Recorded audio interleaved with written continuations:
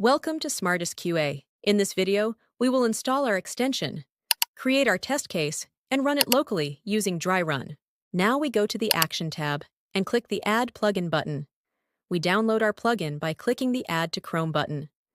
After seeing the message Smartest added to Chrome, we return to our web page and refresh the page as this is the first installation. We go to our Automate page and create a new case. We check the Start page URL and click the record icon to go to the page where we will create the case. SOS Demo in a new tab.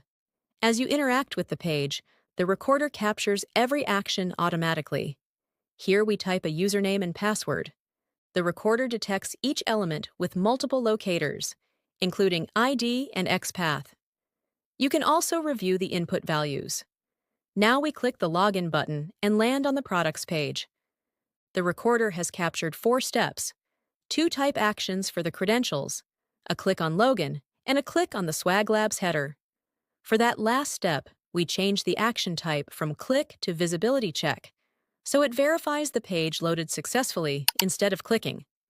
Click Save Steps to push them into your test case.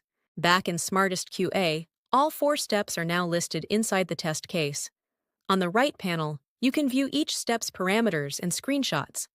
Let's name this test case SOS Demo Login and click Save. We add our test case name and description as SOS Demo Login and click the Save button. Before pressing the Dry Run button, we must ensure that our agent is running. Time to verify everything works. Click Dry Run. The live execution window shows all 5 steps, including the initial page open, moving from pending to running in real time. The SmartestQA Agent takes over.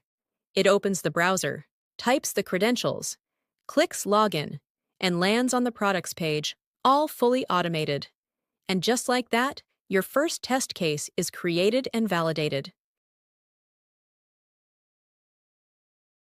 SmartestQA Test Automation Platform.